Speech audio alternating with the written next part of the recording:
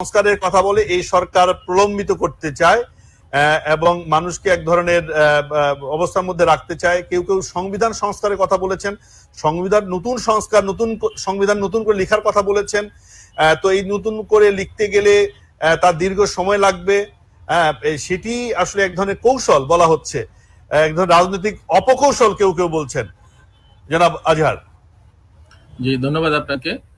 আমার মনে হয় যে মুলা ঝুলানের কথা বলছে, মুলা ঝুলায় কিন্তু অন্যান্য রাজনীতিবিদরা আজকে 53 বছর একে অপরের দোষারোপ চাপায় একে অপরের বিভিন্ন ভাবে মানে ব্যঙ্গাত্মক কথাবার্তা বলে কিন্তু দেশ পরিচালনা করেছে, কিন্তু কাজের কাজ কিছু হয় না। সাধারণ মানুষ কিন্তু মুলার বদলে কর্মী শাকও পায় না, যেটা কিন্তু গরুও খায় না। আমার কথা হলো যে ওনারা তারিক ভাই যেটা বললেন যে সংস্কারের যদি বার্তাটি মানুষ ভালোভাবে গ্রহণ করে যে সরকার আসলে কিছু করছে, তাহলে তো সরকারকে এই জনগণ সেই সময়টুকু দেবে এবং সরকারকে অ্যাপ্রিসিয়েট করবে। কিন্তু এখন পর্যন্ত আপনি কি সে ধরনের কোনো শুভ সংস্কার বা কোন রকম গঠনমূলক কোনো পদক্ষেপ কোনো কিছু কি দেখেছেন কিনা? আমার কথা হলো যে উনিও যে দেখতেছেন, উনিও একজন বিশিষ্ট আইনজীবী, বিজ্ঞ আইনজীবী, এবং আমার সাথে আরেকজন ব্যবসায়ী ভাই আছে বা আপনিও আছেন, সবাই আমরা 18 কোটি এখানে লোক আছে, শিশু ছাড়া ভোটারই আমরা আছে 10 কোটি 80 লক্ষ। তো এখন আমার প্রশ্ন হলো যে যারা 1.5 মাস আসছে, যারা বিভিন্ন কথা বলতেছে, আমরা তার প্রতিফলন করতে দেখতে চাই। এটা হলো তো আমরা সরাসরি পারবো না, কারণ দেশে বিদেশে এই সরকারের এই অন্তর্বর্তীকালীন সরকারের পিছন কিন্তু শত্রু লেগে গেছে, এবং আমাদের রাজনীতিবিদরাই কিন্তু তার সরানোর জন্য বহুভাবে চেষ্টা করতেছি, এবং বিভিন্নভাবে এই আন্দোলন 35 বছর আপনি দিতে সমস্যা কি? আমি যদি প্রশ্ন রাখি যে এই যে সরকারের পিছনে শত্রু লেগে গেছে, এই যে কনস্পিরেসি থিওরি কথা বলি, এর আগেও সরকারগুলো কিন্তু সে কথাই বলেছিল। কোন সমালোচনা করলে বলা হতো যে এটা শত্রুরা করছে, এই সরকারের ভাবমূর্তি ক্ষুণ্ণ করার জন্য, সরকারকে টপল ডাউন করার জন্য। যে কনস্পিরেসি থিওরি কিন্তু আছে, তাহলে আপনি যে কথাটা বলছেন এটাও কি আরেক ধরনের কনস্পিরেসি থিওরি কিনা, যে এটি দায় বাঁচানোর জন্য এক ধরনের কৌশল?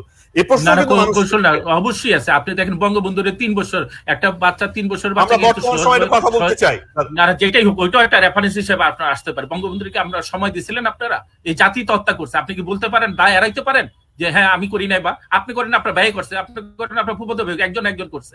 বঙ্গবন্ধুর হত্যা করা হয়েছে তার সপরিবারে, অস্বীকার করার মতো নয়। কিন্তু কথা হইলো যে এখন যে বর্তমান সরকার আছে, উনি কি স্থিতিশীল ভাবে থাকবে? তা তো থাকতে দিবে না, কারণ আমাদের রক্তের ভিতরে ঢুকে গেছে যে মানুষের ষড়যন্ত্রমূলক ভাবে ফাঁসানো, কারো উপরে উঠতে না দেওয়া, মুনাফেকি, বেইমানি, কূটকৌশল, এগুলি সব আমাদের রক্তের মিশানো জিনিস। এটা আপনি একদিনে আপনি মডিফাই করতে পারবেন বা কোনো কিছু করতে পারবেন, এটার জন্য যথেষ্ট সময়ের প্রয়োজন। সেই সময় তো ওনারা চায় না।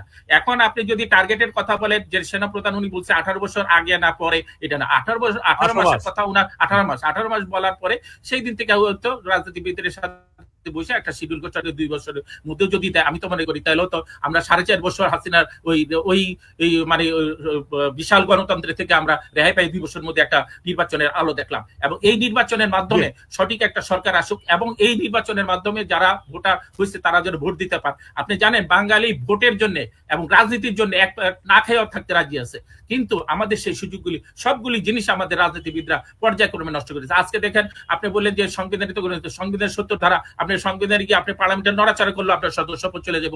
আপনি ওই যে ভাই যেটা কইছে যে রেফারেন্ডাম ভোট কেন আপনি বাদ দিয়েছিলেন, কিন্তু সব ছিল। আপনি এমন ভাবে জিনিসটা তৈরি করছেন যে আপনি ছাড়া এখানে আর কেউ পূজা করার মতো লোক পাবেন না, যে উনারই সবসময় পূজা করতে হবে, উনারই এরকম করতে হবে। 111 সৃষ্টি করছে বিএনপি, 5ই আগস্ট সৃষ্টি করছে আওয়ামী লীগ। এই দুইটার থেকে বাইরে আসতে হলে আমি মনে করি বর্তমান অন্তর্বর্তীকালীন সরকারের সময় দিতে হবে।